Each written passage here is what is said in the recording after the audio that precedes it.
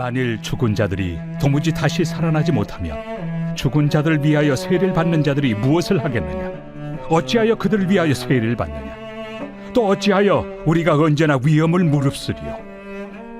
형제들아, 내가 그리스도 예수 우리 주 안에서 가진 바 너희에 대한 나의 자랑을 두고 단언하노니 나는 날마다 죽노라.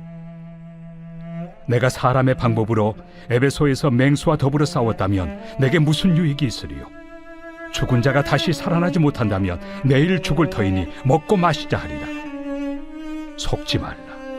악한 동무들은 선한 행실을 더럽히나니 깨어 의를 행하고 죄를 짓지 말라. 하나님을 알지 못하는 자가 있기로 내가 너희를 부끄럽게 하기 위하여 말하노라. 할렐루야. 오늘도 온라인 말씀 묵상을 통하여 하나님께서 우리에게 은혜 주시기를 바랍니다. 한 드라마의 제목입니다. 모두가 자신의 무가치함과 싸우고 있다. 우리들의 삶의 모습을 너무나 잘 표현한 제목인 것 같습니다.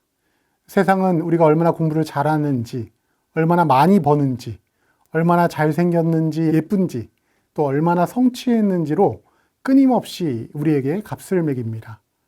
그 평가 앞에서 우리는 패배감과 싸우며 숨을 죽이곤 하지요. 29절에서 바울 사도는 묻습니다. 만일 죽은 자들이 도무지 다시 살아나지 못하면 죽은 자들을 위하여 세례를 받는 자들이 무엇을 하겠느냐? 구체적으로 이것이 어떤 예식인지는 분명치 않습니다. 그렇지만 고린도 교회 일부가 행하던 어떤 관습을 가리키는 것 같습니다. 그러나 그 내용보다 바울 사도는 만일 부활이 없다면 죽은 자와 관련된 그 어떤 신앙적 행위도 의미가 없다고 이야기하고 있습니다. 부활이 사라지면 그 위에 세워진 모든 것이 무너집니다. 30절에서 바울 사도는 또 어찌하여 우리가 언제나 위협을 무릅쓰리요? 만일 죽음이 끝이라면 바울이 복음을 위해 날마다 생명을 거는 그 삶은 어리석은 낭비에 불과하다고 이야기하고 있습니다. 부활은 평소에는 없어도 되고 또 죽음을 앞둔 마지막 순간에만 필요한 것이 아니죠. 부활은 건물의 기초입니다. 그리스도인의 선교적 삶의 능력이 바로 그 기초 위에 서 있는 것입니다. 우리가 손해를 감수하며 정직을 지키는 이유, 또 알아주지 않아도 섬기는 이유, 또 위험을 무릅쓰고 옳은 길을 가는 이유 등이 이 모든 일의 이유에 대한 대답이 바로 부활이죠. 죽은 자가 다시 산다는 이 한 가지 사실이 우리를 그리스도인의 삶으로 초청하는 것입니다. 31절에서 사도 바울은 나는 날마다 죽노라 라는 인상적인 고백을 하지요. 날마다 죽는다는 것은 세상이 나에게 내리는 평가 앞에 죽는 것입니다. 너는 충분치 않다는 그 세상의 선고를 매일 십자가에 못 박는 일이죠. 세상이 매긴 나의 가치에 대해 죽고 그리스도의 부활 안에서 하나님이 다시 나에게 매기신 가치를 찾는 것입니다. 그리스도와 함께 장사된 자는 함께 다시 살아나기에 우리의 매일의 죽음은 매일의 부활로 이어지는 것입니다. 우리가 매일 기도하며 하나님 앞에 나아가는 것은 우리 안에 두려움과 자기연민, 또 무가치하다는 거짓 평가 앞에 죽기 위함입니다. 그 가운데 만나주시는 예수 그리스도 앞에서 다시 일으켜 세워져 하루를 살아갈 힘을 얻는 것이죠. 매일 엎드려짐은 매일 우리에게 일어나는 작은 부활입니다. 32절에서 내가 사람의 방법으로 에베소에서 맹수와 더불어 싸웠다면 내게 무슨 유익이 있으리요? 라고 사도 바울이 말합니다. 맹수와의 싸움이라고 표현할 정도로 격렬한 인생을 살아가고 있음을 고백하죠. 부활의 소망 없이 오직 이 세상의 방법으로 인생의 싸움을 싸웠다면 거기에는 아무 유익이 없다는 것입니다. 바울 사도는 말합니다. 죽은 자가 다시 살아나지 못한다면 내일 죽을 터이니 먹고 마시자 할 것이라고 이야기합니다. 부활이 없다면 그것이 어차피 끝이라면 오늘을 즐기는 것이 지혜로운 것처럼 보입니다. 33절에서 속지 말라. 악한 동무들은 선한 행실을 더럽히나니 라고 말합니다. 세상 가운데는 부활을 부정하며 먹고 마시자고 속삭이는 목소리들이 난무하죠. 우리는 무가치함과의 싸움을 더 깊은 절망으로 끌고 가는 세상 가운데 살아가고 있습니다. 우리 인생의 한쪽에는 우리를 속이려는 악한 동무들이 있고 또 다른 한쪽에는 부활신앙 가운데서 하나님의 뜻을 따라 사는 우리들이 있습니다. 사람의 방법으로 곧 더 많이 쌓고 더 많이 비교하고 더 많이 증명하는 방식으로 자신의 무가치함과 싸우려 하면 결국 아무것도 붙잡을 수 없게 됩니다. 우리가 싸우는 싸움은 부활의 능력으로만 이길 수 있습니다. 34절 말씀입니다.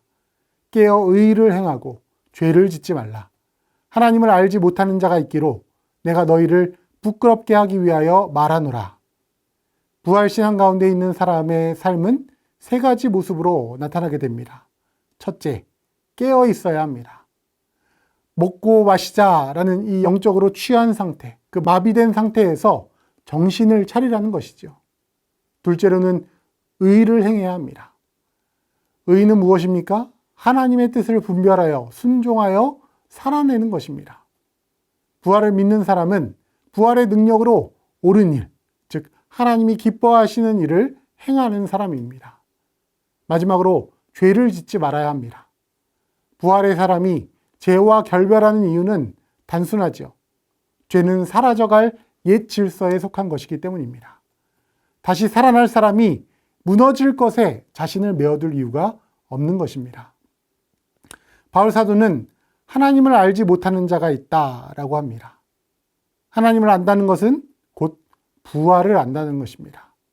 깨어있고 의를 행하고 죄를 멀리하는 삶은 부활의 하나님을 아는 사람에게서 자연스럽게 흘러나오는 삶의 열매입니다. 사랑하는 성도 여러분, 우리 모두가 자신의 무가치함과 싸우고 있습니다. 우리도 그 싸움에서 예외가 아니죠. 그러나 부활은, 하나님께서 우리에게 주신 부활은 그 싸움에 대한 하나님의 편결입니다. 하나님은 그의 아들의 죽음과 다시 사심으로 우리에게 새로운 값을 매기셨습니다. 우리는 그만큼 존귀한 존재입니다. 그러므로 우리는 자신을 증명함으로 세상과의 싸움에서 이기는 것이 아닙니다. 날마다 죽고 날마다 그리스도 안에서 다시 삶으로 이기는 것입니다. 오늘 우리 안에 거짓된 평가 앞에 다시 한번 죽으십시다.